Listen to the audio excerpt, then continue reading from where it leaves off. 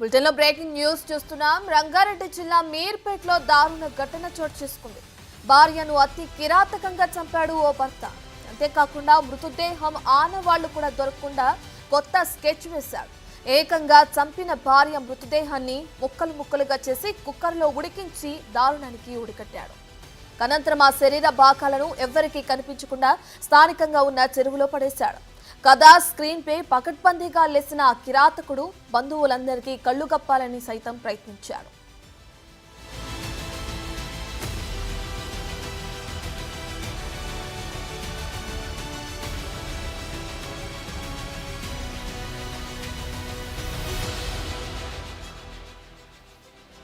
Jillelaguda new Venkataramana కాలనీలో గురుమూర్తి వెంకట మాధవి దంపతులు ఇద్దరు పిల్లలతో కలిసి నివసిస్తున్నారు. గురుమూర్తి స్వస్థలం ప్రకాశం జిల్లా జేపీ చెరువు. గతంలో ఆర్మీలో పనిచేసి రిటైర్డ్ అయిన గురుమూర్తి ప్రస్తుతం సిటీలోనే డిఆర్డీఓలో అవుట్సోర్సింగ్ సెక్యూరిటీ గార్డ్గా పనిచేస్తున్నారు. అయితే భార్య మాధవిపై అనుమానం పెంచుకున్న గురుమూర్తి చాలాసార్లు గొడవ పడ్డాడు. ఈ క్రమంలోనే ఆమెను హత్య చేయాలనే పథకం వేసి సంక్రాంతికి పిల్లల్ని ఊరికి పంపించాడు. మాధవిని అత్యంత దారుణంగా మట్టుబెట్టి శరీర భాగాలను కుక్కర్లో ఉడికించి తర్వాత జిల్లెలగూడ చెరువులో పడేశాడు.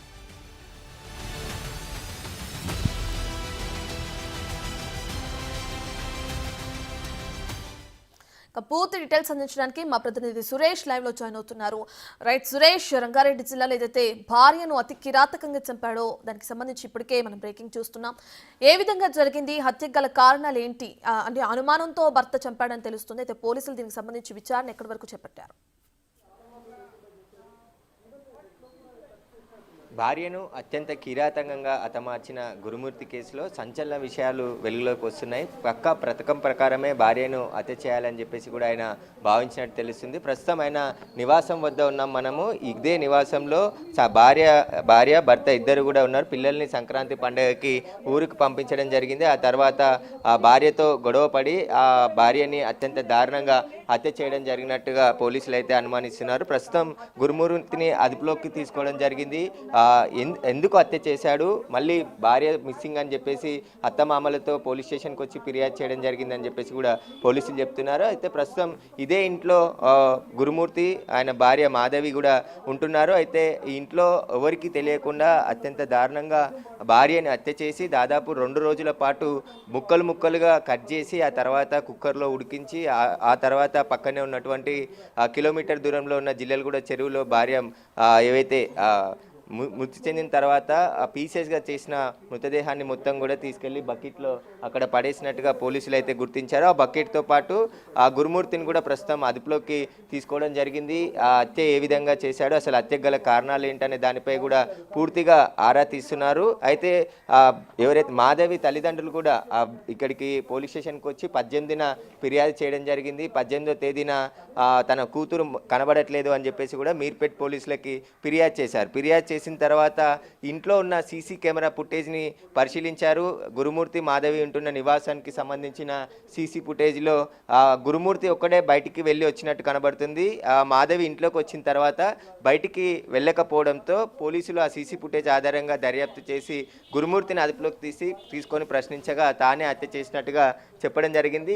ఈ కిచెన్లోనే భార్యని ఏదైతే వంటగది ఉందో వంటగదిలో ముక్కలు ముక్కలుగా చేసిన తర్వాత ఆ రోట్లో ఆ ఎముకలని దంచేసి ఆ తర్వాత ఏవైతే బాడీలో ఉండే పీసెస్ అంతా కూడా కుక్కర్లో ఉడికించి ఒక బకెట్లో తీసుకుని వెళ్ళి 2 రోజుల పాటు ఇదంతా కూడా చేసినట్టు పోలీసులు అనుమానిస్తారు. ఎందుకంటే ఒకే రోజు ఇదంతా హత్య చేసి ముక్కలుగా చేసి ఆ తర్వాత ఉడకపెట్టిన తర్వాత చెరువులో పడేసేది ఒక రోజులో చేయలేదు. 2 నుంచి 3 రోజుల పాటు పీసెస్గా ఆమెని మృతదేహాన్ని నరికేసి ఆ తర్వాత ఉడకబెట్టిన తర్వాత చెరువులో పడేసినట్టుగా పోలీసులు అయితే అనుమానిస్తున్నారు. దీనికి సంబంధించి పూర్తి స్థాయిలో దర్యాప్తు చేస్తున్నారు. అసలు హత్య చేయడానికి గల కారణాలేంటి, ఇంత దారుణంగా భార్యపై కక్ష పెంచుకోవడానికి గల కారణాలేంటి, దానిపై కూడా పోలీసులు అయితే దర్యాప్తు చేస్తున్నారు. లోతైన దర్యాప్తు పోలీసులు చేస్తున్నారు. ఇప్పటికే మాధవి తల్లిదండ్రులు ఇచ్చిన ఫిర్యాదుతో పోలీసులు మొదట మిస్సింగ్ కేసు నమోదు చేసుకొని ఆ తర్వాత మర్డర్ కేసుని నమోదు చేయడం జరిగింది. ప్రస్తుతం పోలీసుల అదుపులోనే గురుమూర్తి ఉన్నాడు. గురుమూర్తి 2-3 రోజుల నుంచి కూడా, అంటే ఫిర్యాదు చేసింది 18 కానీ హత్య చేసింది 16 లేదా 15వ తేదీనే హత్య చేసి ఆ తర్వాత ఆ భార్య మృతదేహాన్ని అంతా కూడా ఇంట్లో నుంచి పీసెస్లుగా తీసుకెళ్లి పడేసి ఆ తర్వాత మళ్ళీ తల్లిదండ్రులు వచ్చిన తర్వాత మాధవి తల్లిదండ్రులు వచ్చి 18వ తేదీన మీర్పేట్ పోలీస్ స్టేషన్కి వెళ్ళి ఫిర్యాదు చేశారు. ఫిర్యాదు చేసే సమయంలో కూడా గురుమూర్తి వాళ్ళ వెంటనే వెళ్ళాడు. గొడవ పడి ఇంట్లో నుంచి బయటకు వెళ్ళిపోయింది, ఎక్కడికి వెళ్ళిందో తెలియట్లేదు అని చెప్పేసి కూడా ఏమి తెలియనట్టు వాళ్ళతో పాటే తిరిగాడు. కానీ పోలీసులు ఈ ఇంట్లో ఉన్న సీసీ కెమెరాలకు సంబంధించిన ఫుటేజీని మొత్తం దాదాపు 15వ తేదీ నుంచి 18వ తేదీ వరకు మొత్తం పరిశీలించారు. ఆ పరిశీలించిన తరుణంలో మాధవి ఇంట్లోకి వచ్చి మళ్ళీ బయటికి తిరిగి వెళ్ళలేదనే ఐడెంటిఫై చేశారు. ఆ తర్వాతనే గురుమూర్తిని అదుపులోకి తీసుకొని అసలు ఏం జరిగిందో చెప్పాలని చెప్పేసి ఆయనని విచారించడంతో ఈ విషయం అంతా కూడా వెల్లడించినట్టు తెలుస్తుంది. ప్రస్తుతం పోలీసులు అయితే కేసు నమోదు చేసి దర్యాప్తు చేస్తున్నారు. క్లూస్ టీంతోనే ఆధారాలు కూడా సేకరించడం జరిగింది. ఈ చుట్టుపక్కల వాళ్ళందరూ కూడా ఒక షాకు గురయ్యారు. అసలు ఒక మహిళని ఇంత దారుణంగా భర్త హత్య చేయడానికి గల కారణాలు ఏంటనే దానిపై కూడా ఆరా తీస్తున్నారు. పోలీసులు కూడా చుట్టుపక్కల వాళ్ళని కూడా అసలు ఏం జరిగింది, ఎందుకు గొడవ జరిగింది అనే దానిపై కూడా పూర్తిగా ఆధారాలు సేకరిస్తున్నారు. ఆర్మీలో పనిచేసిన గురుమూర్తి రిటైర్డ్ అయిన తర్వాత ఇక్కడే డిఆర్డిఓలో సెక్యూరిటీ గార్డుగా పనిచేస్తున్నట్టుగా గుర్తించడం జరిగింది పోలీసులు. ప్రస్తుతం అయితే ఆ గురుమూర్తిని అదుపులోకి తీసుకోవడం జరిగింది.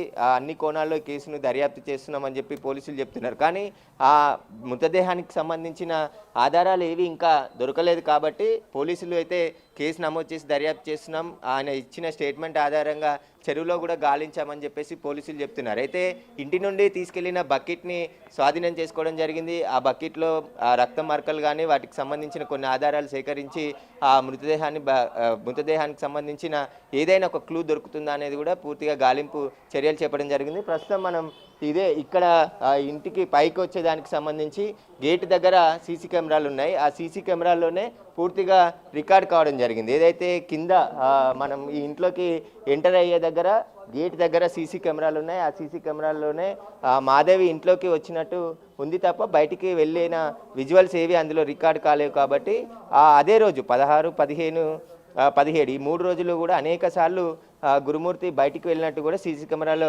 రికార్డ్ అయింది. బకెట్తో అతను ఇక్కడ నుంచి బయటికి వెళ్ళినట్టు కూడా గుర్తించడం జరిగింది. ఆ సీసీ ఫుటేజ్ ఆధారంగానే ఇప్పుడు పోలీసులు దర్యాప్తు చేస్తున్నారు. ఈ హత్యకు గల కారణాలు ఏంటనే దానిపై కూడా పూర్తిగా దర్యాప్తులు అన్ని రైట్ థ్యాంక్ యూ సురేష్.